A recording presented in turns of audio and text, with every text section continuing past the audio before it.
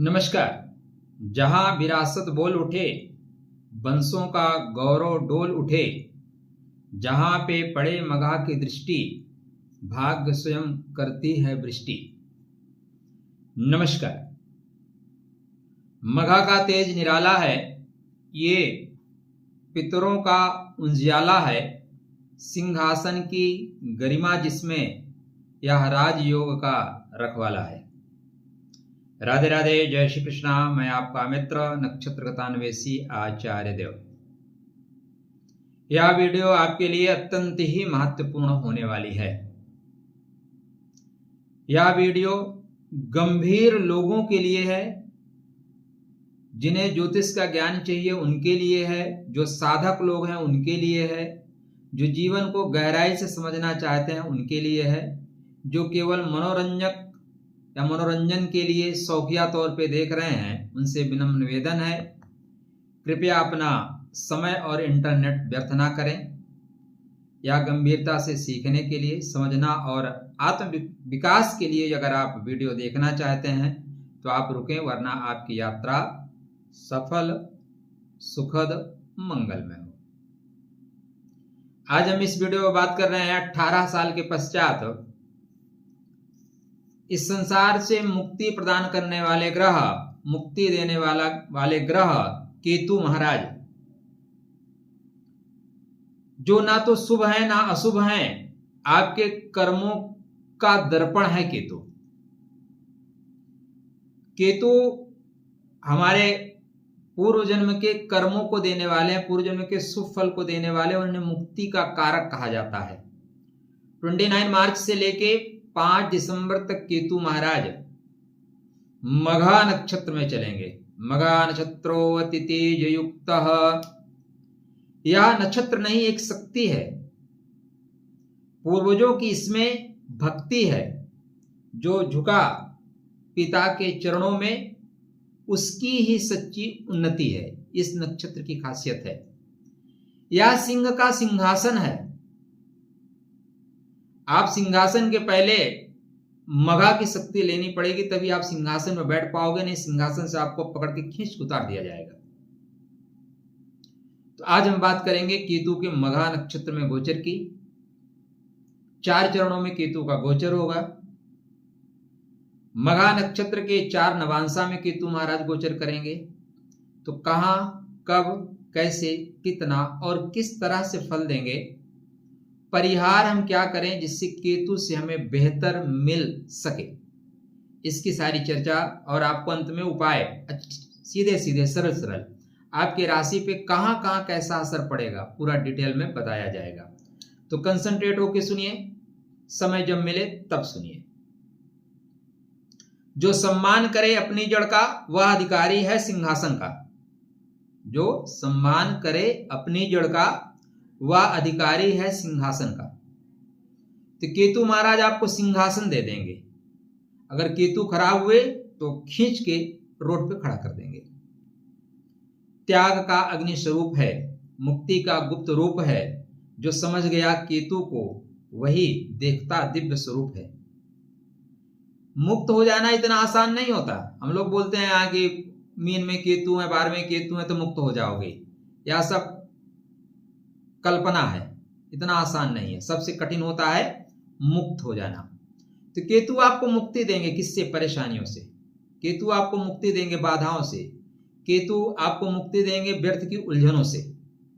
तो केतु को पहले समझ लीजिए कि अगर केतु कंडीशन क्या है आपके बर्थ चार्ट में, पहले आप ये चेक कीजिए। राज छीन ले, ताज गिरा दे, अहंकार को पल में मिटा दे, जो झुक जाए परमात्मा के चरणों में, उसे मोक्ष का द्वार दिखा दे। ये केतु है।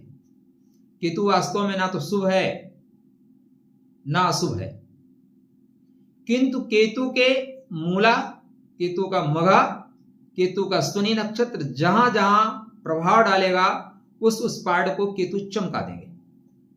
केतु आपके बर्थ चार्ट में जहां पे भी बैठे हैं, लगन से लेकर द्वादश भाव तक, उस भाव को मजबूत करने की कोशिश करेंगे। आपका जन्म 7 तारीख को, 16 तारीख को, 25 तारीख को हुआ है। आपके ग्रह मघा में, मूला में, अश्विनी में जो जो भी ग्रह हैं उनमें गति आने वाली है, वो विस्फोट कर सकते हैं, शुभ और अशुभ दोनों। ये आप देख लीजिए। तो मघा नक्षत्रों को शास्त्रकारों ने बहुत बड़ा नक्षत्र माना है। मघा नक्षत्रो अति तेज युक्त, आकाशीय बिजली है, जहां गिरता ध्वस्त कर देता है, समझौता नहीं करता, आमने सामने मघा को हराया नहीं जा सकता। मघा को छल से ही मारा जा सकता है, चक्रव्यूह का सृजन करके मघा को मारा जाता है। इसलिए विवेक मत छोड़िए, पिता का सानिध्य रखिए, पिता का साथ रखिए। यदि अभिमन्यु पिता के साथ होता तो मारा जाता क्या? इसलिए पितृ कृपा अत्यंत आवश्यक है। जो झुका पिता के चरणों में उसकी ही सच्ची उन्नति है। या पितृ नक्षत्र है तो पहले पिता उसके बाद पितृ। आप पिता को प्रसादम वितरयाम करिए, पितरों को दीपक लगाइए, नहीं चलेगा जी। तो शास्त्रकार कहते हैं कि मघा नक्षत्र समायुक्ते सिंहासन प्रदायक। मैं नहीं कह रहा हूं कि आपको लगे कि आचार्य जी अपनी तरफ से बता रहे हैं। आपको ये सारी चीजें नक्षत्र के आधार पे सीखनी है। तो हमने क्लासेस चला रखे हैं 12 अप्रैल से नक्षत्र के आधार पे, तो वहां पे आप आकर ज्योतिष सीख सकते हैं टू द पॉइंट। कुछ लोगों को फीस वहां पे थोड़ी महंगी लग रही है, तो अगर हो सके तो फिर मैं एक अलग से लोगों के लिए व्यवस्था करूंगा, जिनको भाई मेरा ही कोशिश ये है कि सब सीख सकें। तो यदि आप सीखना चाहते हैं, बहुत महंगा नहीं है, सस्ता ही है, मोबाइल सस्ता है, तो आप आके सीख सकते हैं। ये आपके लिए एक संदेश, क्योंकि केतु गुप्त चीजों को सिखाएगा। तो मघा नक्षत्र संयुक्ते सिंहासन प्रदायकः यत्र पितृ बलम तीव्रम तत्र भाग्यम न संशयः। यदि पिता की कृपा प्राप्त है, पितृ बल आपको मिला हुआ है, तो आपके भाग्य के कपाट खुल जाएंगे, इसमें कोई संदेह नहीं है। उत्तिष्ठ जागृत वरान नबोधत। 29 मार्च डेट याद रखिएगा, 5 दिसंबर तक मघा में रहेंगे। मघायाम जन्म यह प्राप्यम ना कदापि लघु भवेत। अगर मघा में जन्म हुआ है तो आप लघु नहीं हो सकते सर, छोटे हैं ही नहीं, अपने को छोटा मत देखिए।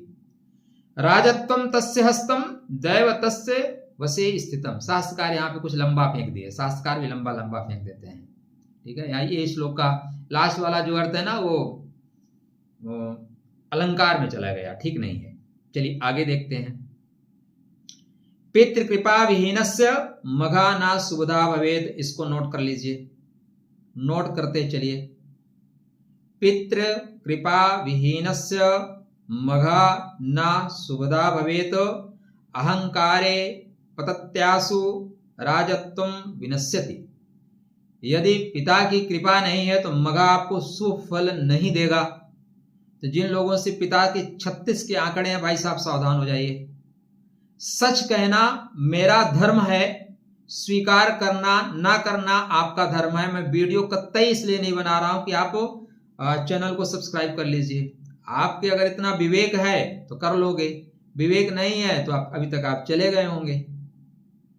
व्यूज ज्यादा आए कोई फर्क नहीं पड़ता, लेकिन अगर इस वीडियो को 1000 लोग भी देखते हैं, 100 के जीवन में परिवर्तन आता है, मेरे सब्सक्राइबर भी आ गए, मेरे व्यूज भी आ गए, ज्यादा नहीं चाहिए। तो ध्यान दे के चलिएगा। राजत्वम तस्य हस्तम नहीं, अहंकारे पतत्यासु। अहंकार के कारण आपका पतन हो जाएगा। राजत्वम विनश्यति, आपकी कुर्सी चली जाएगी। यदि आप पिता से पिता तुल्य लोगों का अपमान करते हैं, बड़ों का अपमान करते हैं, कुल परंपरा कुल वैभव का आप ध्यान नहीं रखते। जैसे मैं जब लाइव आता हूं, मैं लोगों को मैसेज देता हूं कृपया हिंदी में लिखिए, वो इतना अंग्रेजी में लिखते हैं जैसे अंग्रेज की औलाद हो। अरे अपने मातृभाषा का भाई साहब सम्मान करना सीखिए। चीजें छोटी छोटी करके कनेक्ट की जाती हैं, बड़ी करके नहीं। तो ये आपको सब कुछ सीखना पड़ेगा। जहां पे अंग्रेजी बोलने की जरूरत है, फर्राटेदार अंग्रेजी बोलो, अंग्रेज भी शर्मा जाए। लेकिन आप अपने घर में माँ के सामने अंग्रेजी बोलो, बहन के सामने अंग्रेजी बोलो, नहीं, मातृभाषा में बात करो। ये सारी छोटी छोटी टेक्निकल चीजें मघा से जुड़ने के लिए हैं। मघायाम केतु गोचरे पितृशक्ति प्रबोधिता। अब वीडियो स्टार्ट हो रहा है। अभी तक तो क्या था, केतु और मघा को जानने का स्वरूप था। सिंहासनम कंपते तत्र कर्म फल प्रकाशनम।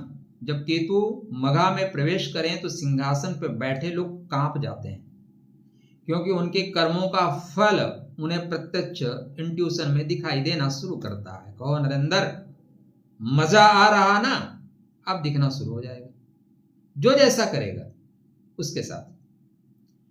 तो यहां पे सत्ताएं छीन ली जाएंगी, नए लोगों को सत्तासीन किया जाएगा। केतु जिनके शुभ हैं, जिनके कर्म शुभ हैं, उन्हें सत्ता पे बैठने का अधिकार मिलेगा, लेकिन जिन्होंने गलत तरीके से उपयोग किया है उनको केतु सिंहासन से बाहर खींच के खड़ा कर देगा। केतुर मघा समायुक्ता रहस्यम उद्घाटेत। जब केतु मघा में प्रवेश करेंगे तो आपके पिछले 18 वर्ष के कर्मकांड खुलेंगे, फाइल खुलेंगे दोस्त, सबकी फाइल खुलेगी। गूढ़ कर्म प्रभावेण भाग्यम च परिवर्तते। आपके पिछले जन्म के गूढ़ कर्म की वजह से, पिछले समय के गूढ़ कर्म की वजह से आपका मार्ग प्रशस्त कर दिया जाएगा, भाग्य के कपाट खोल दिए जाएंगे, ताला टूटेंगे। केतुर मगे स्थितो यत्र त्याग मार्ग प्रदर्शेत, यह लास्ट लाइन है। राज्यम च विरक्तिम च स्वकर्मेण लभ्यते। जब केतु मगा में स्थित होंगे तो त्याग का मार्ग प्रदर्शित किया जाएगा। राज्य मिलेगा या विरक्ति मिलेगी, यह आपके कर्मों के आधार पे डिसाइड होगा। चलिए वार्ता करते हैं आपके राशि पे इस गोचरी असर का क्या, कहां, कब, कैसे फल मिलेगा। तो बात मुक्ति के लगन, मुक्ति की राशि, मीन लगन, मीन राशि के लिए केतु का जो मघा इफेक्ट है वो आपको शत्रुहंता योग बनाने के लिए परफेक्ट बनाएगा। जरा तू बोल तो सारी धारा हम फूंक देंगे, पड़ा जो पंथ में गिर उसे दो टूक कर देंगे। तो केतुर मघास्तो वीरा शत्रुनाशाय कारणम। मीन राशि के लिए 6वें भाव में केतु मघा नक्षत्र में जाएं तो जातक शत्रुओं का नाश करने की क्षमता से विभूषित होता है, संपन्न होता है। गुप्त विघ्नम विनाशाय ददात विजयम ध्रुवम। गुप्त शत्रु, गुप्त पीड़ा, गुप्त रोग को समाप्त करके शत्रुओं के ऊपर जय, विजय, झंडा गाड़ दो भैया। तो झंडा गाड़ने वाला या प्रभाव होगा। आपके बर्थ चार्ट पे केतु महाराज 2nd हाउस में है, 5th हाउस में है और आपके कर्म के घर में है। धन के घर में अश्विनी के रूप में, कर्मा के घर में मूला नक्षत्र के रूप में, 6वें घर में मघा के स्वरूप में। तो मीन राशि, मीन लगन के जातकों के लिए ये जो योग बनता है, पहला योग बनता है शत्रुहंता योग। शत्रुहंता योग का मतलब सिर्फ सामने वाले शत्रु को मार देना नहीं है। भीतर की कमजोरी, भीतर के डर, भीतर का मोह, संदेह, इन सबको खत्म करना है। मघा नक्षत्र राज सत्ता का है, पूर्वजों का आशीर्वाद है।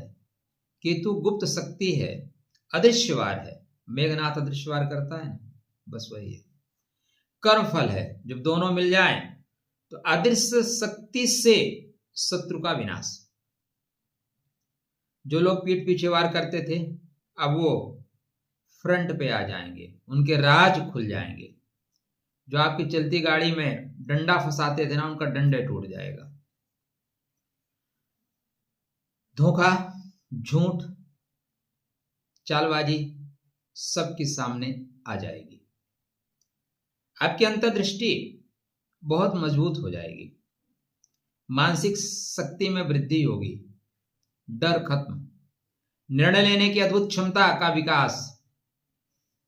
प्रतियोगी परीक्षाओं में आप सफलता प्राप्त करेंगे। इस समय आप खेल जगत में, द्वंद्व में आपकी कोई सानी नहीं है। सामने से कोई वार आपके ऊपर कर ही नहीं सकता। कोर्ट कचहरी में डेफिनेटली जीत के योग बन रहे हैं। पलड़ा आपका भारी रहेगा। अब आपकी महादशा अंतरदशा क्या कह रही है उसके ऊपर डिपेंड होगा। आपके बर्थ चार्ट में केतु कहाँ बैठे हैं उसके ऊपर डिपेंड होगा।